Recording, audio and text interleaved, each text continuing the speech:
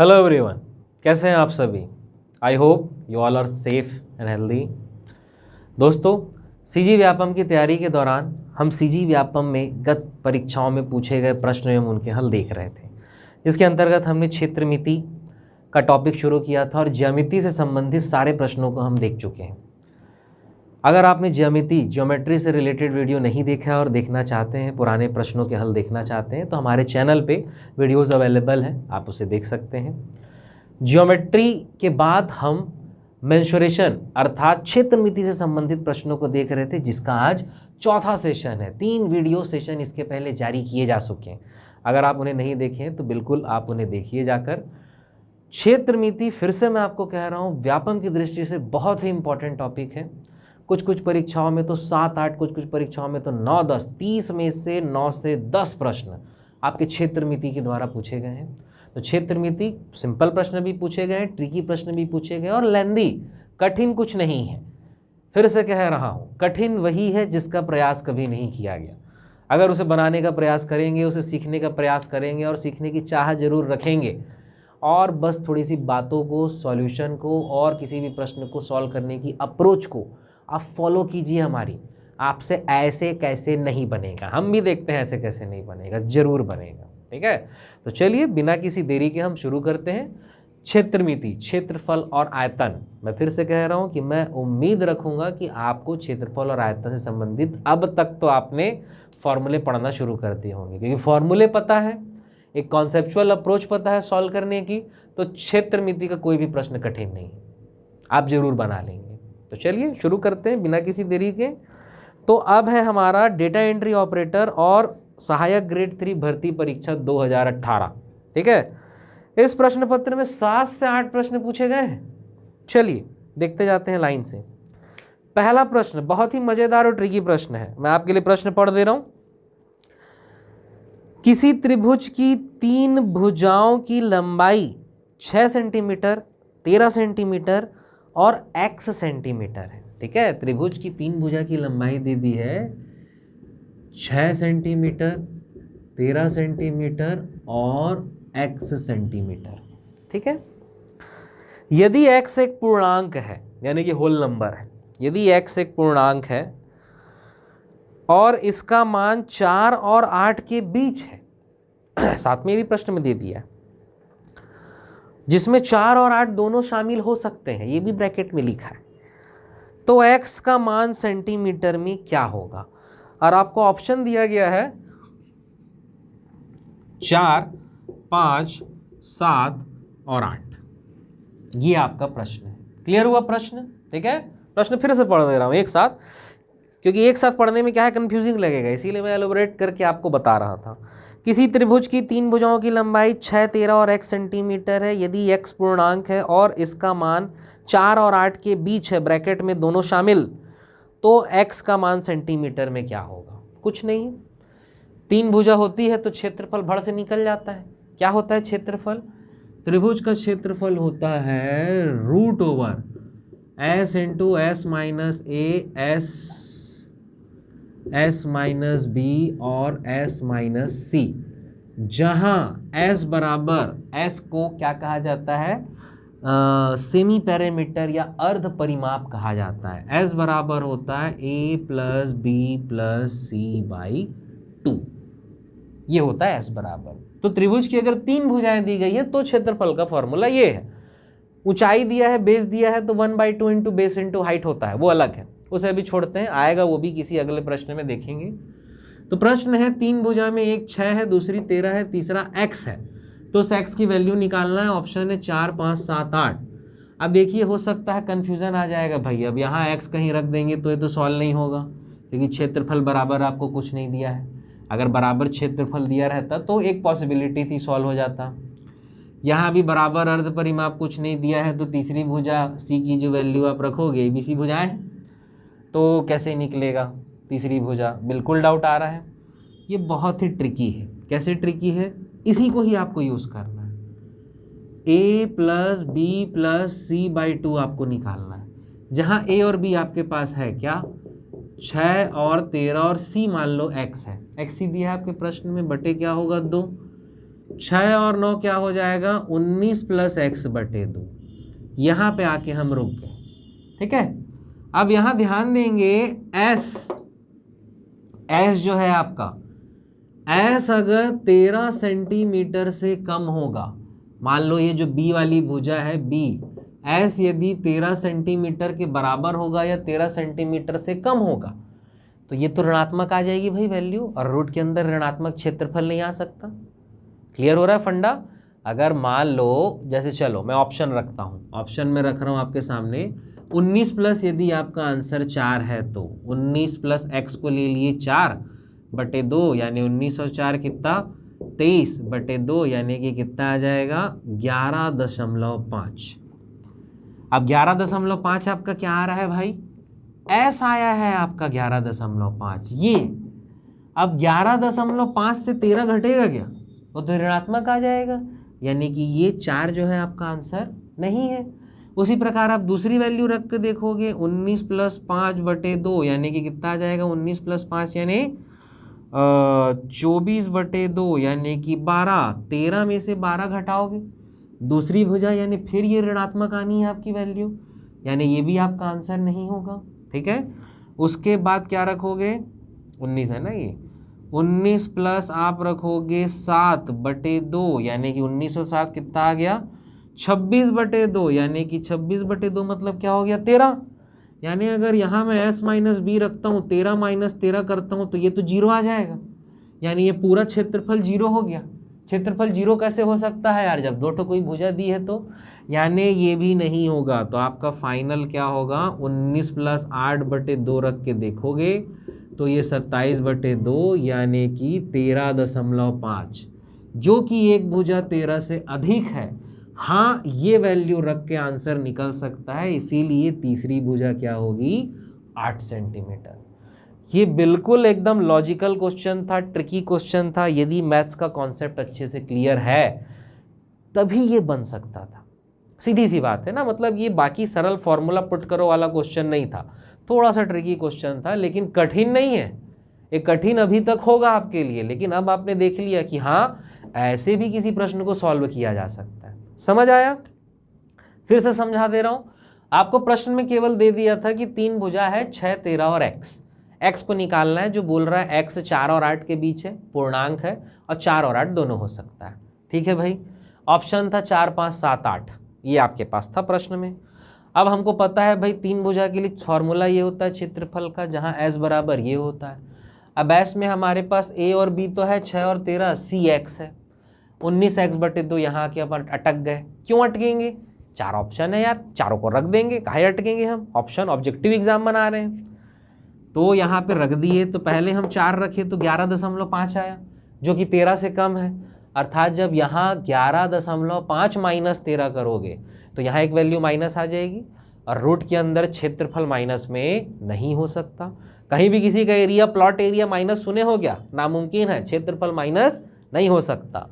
Same आपका 12, same आपका 13 के कंडीशन में तो 0 आ जाएगा, 13 माइनस 13 यानी 0, इसीलिए फाइनली 8 रखोगे, 8 में आएगा 13.5, पॉजिटिव वैल्यू आ रही है, इसीलिए आपका आंसर क्या आएगा 8 बनेगा। ऐसा एक ट्रिकी क्वेश्चन था ना। चलिए आगे चलते हैं।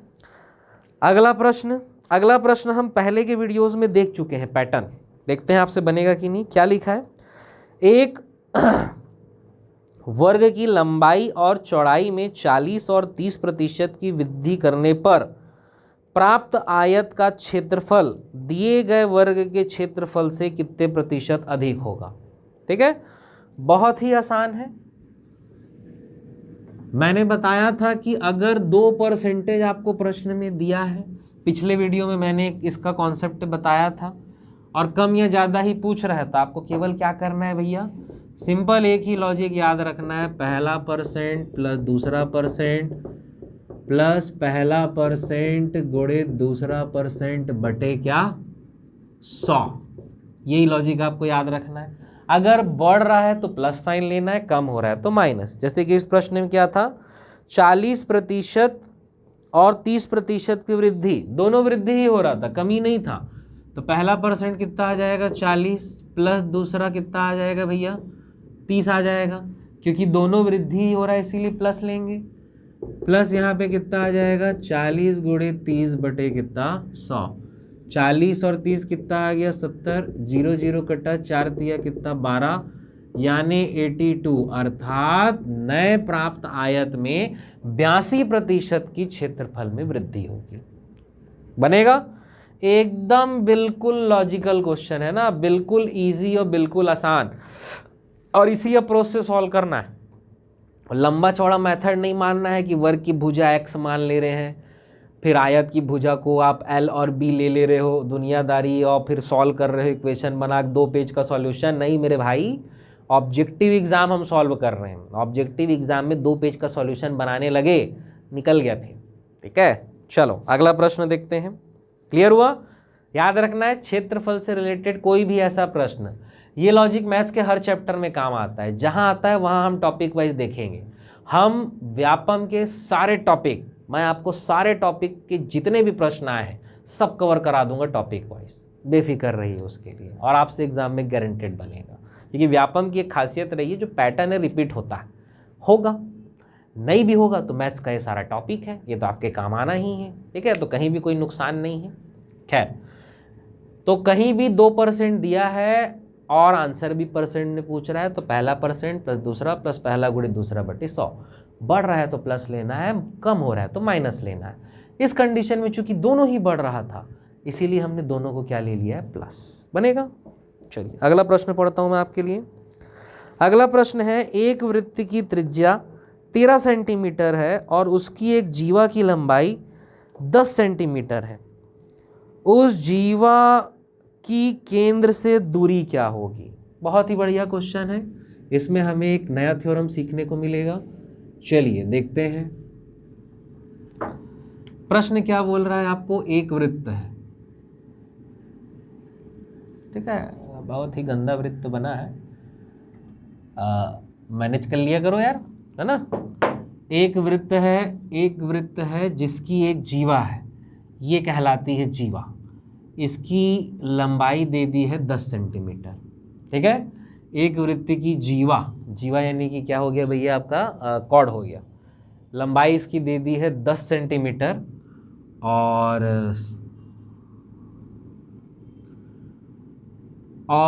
इसकी जो त्रिज्या है, यानी कि ये त्रिज्या होगी और ये भी त्रिज्या होगी, ये दे दिया है कितना 13 सेंटीमीटर। क्लियर है? और केंद्र से जीवा की दूरी आपसे पूछ रहा है, केंद्र से जीवा की दूरी आपसे पूछ रहा है, यानी कि ये वाला डिस्टेंस मान लो क्या है, h, ये आपसे पूछ रहा है। क्लियर है कहानी? अब याद रखिए कि किसी भी वृत्त के केंद्र से उसकी जीवा पर डाला गया लंब उसे समद्विभाजित करता है। लिख लेंगे बिल्कुल नोट डाउन करके, क्या? वृत्त के केंद्र से उसकी जीवा पर डाला गया जो लंब है, कहीं भी दो के बीच की दूरी बोल रहे हैं, मतलब वो परपेंडिकुलर डिस्टेंस ही होता है, लंबवत दूरी ही होता है। ठीक है, तो केंद्र से जीवा पर डाला गया लंब उस जीवा को क्या करता है, समद्विभाजित करता है। ये एक दूसरे थ्योरम में भी लागू होता है। कैसे? अगर हम समद्विबाहु त्रिभुज की बात करें, आइसोस्केलेस ट्रायंगल की अगर हम बात करें, तो जो दो भुजाएं बराबर होती है उसके शिखर से सामने वाली भुजा पे डाला गया लंब सामने वाली भुजा को समद्विभाजित करता है, इक्वली डिवाइड करता है। तो ये त्रिभुज के थ्योरम से भी आएगा, इसीलिए वृत्त के थ्योरम से भी ये आ रहा है। क्या? कि किसी भी वृत्त के केंद्र से सामने वाली जीवा पर डाला गया लंब उसे समद्विभाजित करता है। अब प्रश्न में कुछ बचे ही नहीं, ये आपका 5 आ गया है, ये आपका 13 आ गया है। पाइथागोरस आपको लगा देना है भैया, पाइथागोरस से एक समकोण त्रिभुज बन रहा है ना, ये पाइथागोरस से आप लगा दोगे तो ये क्या आ जाएगा, कर्ण का वर्ग बराबर क्या, 13 का वर्ग बराबर क्या होगा, 5 का वर्ग धन h का वर्ग। ये आपको निकालना है, दोनों में से कोई भी एक त्रिभुज पकड़ के निकाल दोगे। 169 माइनस 25 बराबर h स्क्वायर, 144 बराबर h स्क्वायर, तो h बराबर 144 किसका वर्ग होता है, 12 का। तो केंद्र से जीवा के बीच की दूरी कितनी है, 12 सेंटीमीटर। बनेगा? बनेगा जी वाला प्रश्न? ठीक है, कहीं नहीं बनेगा जी, बहुत आसान है। चलिए अगला प्रश्न देखते हैं। बहुत ही आसान प्रश्न है। एक आयताकार प्लॉट का क्षेत्रफल दे दिया है 2400 वर्ग सेंटीमीटर, 2400 वर्ग सेंटीमीटर, तथा इसकी भुजाएं 3:2 के अनुपात में है। 3:2 का इनकी भुजाओं का रेशियो है, 3:2 का। तो उसका परिमाप क्या होगा? ठीक है, तो बहुत ही आसान है।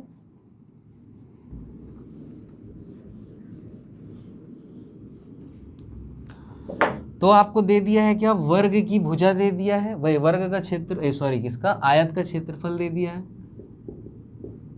आयत का क्षेत्रफल दे दिया है कितना? 2400 सेंटीमीटर स्क्वायर दे दिया है, यानी कि लंबाई गुणित चौड़ाई बराबर आपको दे दिया है क्या? 2400। और इस लंबाई और चौड़ाई का क्या दे दिया है? अनुपात दे दिया है, भुजाओं का अनुपात कितना? 3:2, यानी कि आप क्या मान सकते हो? लंबाई को 3x और चौड़ाई को 2x। यहाँ पे वैल्यू रख दो, तो 3x गुणित 2x बराबर कितना होगा? 2400, यानी 6x बराबर कितना होगा? 2400। 6 से कितने बार? 4 बार। x स्क्वायर बराबर 4 और 00 400, तो x बराबर कितना आ गया आपका? 20। इस x की वैल्यू को यहाँ पे आप पुट कर दोगे तो 20 तिया 60 हो जाएगी लंबाई, और 20 दूनी 40 हो जाएगी क्या? चौड़ाई। x की वैल्यू को यहाँ पे पुट कर दिए तो लंबाई हो जाएगी 60 और चौड़ाई हो जाएगी क्या? 40। बनेगा? ठीक है। अब परिमाप निकालना है, तो आयत का परिमाप क्या होता है? 2 गुणित लंबाई धन चौड़ाई, यही होता है आयत का परिमाप। वैल्यू रख दो, 2 गुणित कितना हो जाएगा? 60 धन 40, 100 दूनी कितना? 200 सेंटीमीटर है, इसीलिए 200 सेंटीमीटर। स्क्वायर नहीं रहेगा ना। लंबाई और परिमाप हमेशा सेंटीमीटर या मीटर में रहेंगे, क्षेत्रफल हमेशा सेंटीमीटर या मीटर स्क्वायर में रहेगा, और आयतन हमेशा सेंटीमीटर या मीटर क्यूब में रहता है। ध्यान रखेंगे इस बात को। बनेगा? बहुत ही आसान प्रश्न था ये। ठीक है। इसी तरीके से एक और प्रश्न दिया है, नया डायग्राम अभी तक हमारे वीडियो में जो आ रहा है वो ये है। एक समबाहु त्रिभुज की भुजा 4 सेंटीमीटर है, तो उसका क्षेत्रफल। बहुत ही आसान है। समबाहु त्रिभुज क्या होता है? जिसकी तीनों भुजाएं बराबर होती है, ए और ए। तो समबाहु त्रिभुज का क्षेत्रफल होता है a स्क्वायर इंटू √3/4। यही होता है समबाहु त्रिभुज का क्षेत्रफल। और ये जो ए भुजा है वो भुजा आपको प्रश्न में दे दी है। क्या था प्रश्न? एक समबाहु त्रिभुज जिसकी भुजा 4 सेंटीमीटर है, उसका क्षेत्रफल क्या होगा? ठीक है। तो भुजा ये 4 सेंटीमीटर दे दिया है, यानी कि 4 गुणित 4, 4 का स्क्वायर हो जाएगा, गुणित √3/4, 4 कट गया, आपका आंसर कितना आ जाएगा? 4√3। चूंकि सेंटीमीटर है इसीलिए वर्ग सेंटीमीटर, स्क्वायर सेंटीमीटर। बनेगा? बहुत ही आसान था यार, इसके लिए अलग से कठिन टाइप से बनाने की ज़रूरत तो है ही नहीं, फॉर्मूला बेस्ड क्वेश्चन है। इसीलिए मैं शुरू से कह रहा हूँ कि क्षेत्रमिति ऐसा टॉपिक है, यदि फॉर्मूला पता है तो 70% तो क्वेश्चन ऐसे ही बन जाना है। 30% थोड़े ट्रिकी होते हैं, लॉजिकल होते हैं, और ऐसे भी प्रश्नों को हम देखते चल रहे हैं, ऐसे भी प्रश्नों को हम सीखते जा रहे हैं। ठीक, चलिए इसी प्रकार अगला एक और प्रश्न है। उस घन का संपूर्ण पृष्ठीय क्षेत्रफल क्या होगा जिसकी एक भुजा 7 सेंटीमीटर है? बहुत ही आसान है।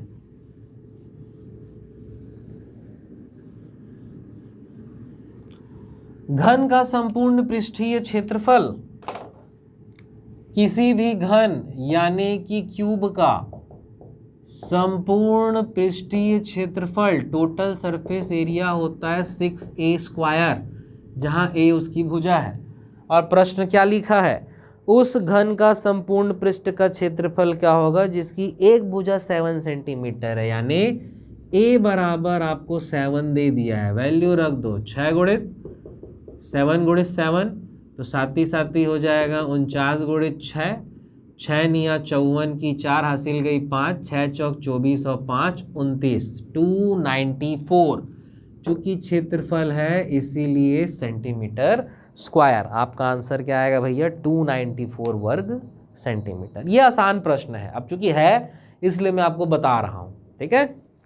उसी प्रकार एक और प्रश्न है आपका, एक 24 सेंटीमीटर लंबे, 14 सेंटीमीटर चौड़े और 7.5 सेंटीमीटर ऊंचे घनाभ का संपूर्ण पृष्ठ क्षेत्रफल क्या होगा। ठीक है, अब ये थोड़ा कैलकुलेशन लेंदी है, बाकी ये भी केवल फॉर्मूला बेस्ड क्वेश्चन है। आप कैलकुलेशन को आसान कैसे करें वो मैं आपको बता रहा हूं। ठीक है, प्रश्न बहुत आसान है। क्या आपसे किसी घनाभ या क्यूबॉइड का क्या बोल रहा है, टोटल सरफेस एरिया निकालने आपको बोल रहा है, संपूर्ण पृष्ठीय क्षेत्रफल। और हम पहले भी देख चुके हैं वो होता है 2 गुणित लंबाई गुणित चौड़ाई, चौड़ाई गुणित ऊंचाई, और क्या होगा आपका धन ऊंचाई गुणित लंबाई, यही होता है। अब यहाँ ध्यान देंगे, यहाँ वैल्यू रखेंगे ना, केवल फटाफट गुणा नहीं करेंगे। 2 गुणित, प्रश्न में आपको लंबाई दे दिया है, लंबाई कितना है 24, चौड़ाई 14 और ऊंचाई 7.5, तो ये 24 गुणित कितना हो जाएगा 14, धन 14 गुणित कितना होगा 7.5, धन 7.5 गुणित कितना हो जाएगा 24। अब इसको आसानी से कैसे हम मल्टीप्लाई करें, देखिए ये 2 तो यहाँ पे रहेगा ही, गुणित ये पूरा जो है इसमें से आपके पास है रास्ता, आप 24 गुणित 14 कर लो, 14 गुणित ये कर लो, गुणा कर लो, एक रास्ता आपके पास वो है। मैं इसको सिंप्लीफाई करना बता रहा हूँ। देखिए यहाँ से क्या निकल जाएगा आपका, यहाँ से 12 निकल जाएगा, 4 गुणित 3 मान लो। ठीक है, या चलो 4 गुणित 3 नहीं, आप सिंपल पहले 2 निकालो, 2 मैं कॉमन निकाल दे रहा हूँ, तो यहाँ से 2 निकला तो क्या बचा यार 12, फिर गुणित ये कितना हो जाएगा आपका 14, यहाँ से 2 निकला तो क्या बचा आपका 7, फिर ये गुणित कितना हो जाएगा 7.5, धन यहाँ से 2 निकला तो 7.5 गुणित कितना होगा 12, मैं 2 कॉमन निकाल दिया बाहर। उस प्रकार 2 गुणित 2 ये कितना हो जाएगा 4, फिर मैं क्या कर रहा हूँ 3 भी कॉमन निकाल दूंगा, तो ये 12 में से 3 निकला तो 4 बचा, 4 गुणित 14, धन 7 से तो 3 नहीं निकलेगा पर 7.5 से 3 निकलेगा, 3 से भाग दो 7.5 को, तो 3 दूनी 6 और 3 पंचे 15, 7.5 में अपन 3 से भाग दिए तो 3 दूनी 6 बचा 1, 3 पंचे 15 और 1 डिजिट के बाद वही पॉइंट लगा दिए। फिर 7 से 3 निकल जाएगा तो 2.5 गुणित कितना 12, और ये 3 बाहर निकल गया, यानी बाहर हमारे पास 12 बचा है गुणा करने के लिए। अब अंदर गुणा कर दो, 14 चौक कर सकते हैं आसानी से, 56 हो गया, प्लस 25 सत्ते 175, यानी कि ये 17.5 हो गया, प्लस क्या आ जाएगा यहाँ पे 25 गुणित 12 यानी कि 300, 25 गुणित 12 यानी 300, कैसे 25 दहम 250, दहम 250, 2 ठो 25 और चाहिए यानी 50, 250 और 50 300, 1 डिजिट के बाद पॉइंट लगाओगे यानी क्या आएगा 30। ये जो फटाफट कैलकुलेशन हम कर रहे हैं ओरली, इसके लिए एक अलग से सेपरेट क्लासेस है, ठीक है, जो कि मेरी मैथ्स रीजनिंग की क्लासेस है। फिर से मैं आपको याद दिलाना चाह रहा हूँ, यदि आप उसे ज्वाइन करना चाहते हैं तो हमारे एंड्रॉयड एप्लीकेशन के थ्रू बिल्कुल ज्वाइन कर सकते हैं, जिसका लिंक नीचे डिस्क्रिप्शन और ऊपर आई बटन में दिया हुआ है। वहाँ कैलकुलेशन की ही सेपरेट मैंने 5 से 6 क्लासेस ली हैं, ठीक है, जिसमें वैदिक मैथ्स भी इंक्लूड है। तो खैर कैलकुलेशन ही ज़रूरी है ना एग्ज़ाम में। अब इसे आप सॉल्व कर दोगे, जोड़ दो फटाफट, तो ये 12 गुणित ये इधर कितना आ जाएगा 0.5 बाहर हो जाएगा, फिर 7 और 0 7, 7 और 6 13 की 3 हासिल गई 1, फिर उसके बाद क्या आ जाएगा 3 और 1 4 और 1 5 और 5 कितना हो जाएगा 10, गुणा कर दोगे तो 12 पंचे 60, फिर 12 तिया 36, 36 और 60 42 हासिल गई 4 0 4, अब 12 एकम कितना आ जाएगा 12। तो हमारा आंसर 1 डिजिट के बाद पॉइंट लगाना है, इसीलिए 1242 ये हमारा आंसर है, 1242 सेंटीमीटर स्क्वायर, चूँकि क्षेत्रफल निकाल रहे हैं। तो हमने सिंपल कर करके क्या है वो कैलकुलेशन को छोटे छोटे नंबर में कन्वर्ट कर दिया है, ठीक है। अब चूँकि मैं आपको समझाते चल रहा था इसीलिए थोड़ा समय लगता दिख सकता है इसमें, बाकी आप सीधी सी बात है कैलकुलेशन फास्ट तभी होता है जब आप उसे सिंपल बनाएं, तभी कैलकुलेशन फास्ट हो सकता है। आपके पास चॉइस यहाँ भी थी कि आप साइड में इसका गुणा करते, साइड में इसका गुणा करते, साइड में इसका करते, फिर लिखते, उसके बाद जोड़ते भी साइड ही में, ढेर सारा साइड बाई साइड काम आप करते रहते, तब भी आपका यही आंसर आता। अगर आप सावधानी से करते तो गलती नहीं होती। पर सच्चाई ये है कि बड़े नंबर, कठिन नंबर, जटिल संख्याओं को यदि आप कैलकुलेट करते हैं तो गलती होने का चांस हो जाता है। छोटे नंबर, आसान संख्याओं को करेंगे तो गलती होने का चांस कम रहेगा। क्लियर है? तो आज की वीडियो में मैं इतना ही रखता हूँ। देखिए, ये एक ही पेपर था जिससे 1 और 2, 3, 4, 5, 6, 7 प्रश्न हम देखे हैं। इसी प्रकार हम व्यापम का और पुराना पेपर उठाएंगे जिसमें क्षेत्रफल से संबंधित प्रश्न है, उसे फिर से हम अगले वीडियो में देखेंगे। आज की इस वीडियो को मैं यहीं विराम देता हूं। आई होप आपको सारे सॉल्यूशन समझ में आए होंगे। वीडियो आपको पसंद आया होगा तो ज़रूर लाइक करें, शेयर करें दोस्तों से। कमेंट में अपना रिव्यू आप हमें ज़रूर बताएं। यदि आप हमारे वीडियो सेशन की लाइव क्लासेस भी चाहते हैं तो वह भी हमें कमेंट में ज़रूर बताएं। इसके साथ ही आप CGPSC prelim, CGPSC mains, CG Vyapam और गणित एवं रीजनिंग या किसी भी विषय की पृथक कक्षा, सब्जेक्ट वाइज क्लास भी ज्वाइन करना चाहते हैं तो हमारे एंड्रॉयड एप्लीकेशन के थ्रू आप ज्वाइन कर सकते हैं, जहां आपको पसंदीदा पैकेज सेलेक्ट करना है और बाय ऑनलाइन का ऑप्शन चूज़ करना है। ठीक, तब तक आप घर में रहें, स्वस्थ रहें। कोरोना काफ़ी तेज़ी से बढ़ रहा है, ठीक है, छत्तीसगढ़ में हालत और ख़राब होती जा रही है।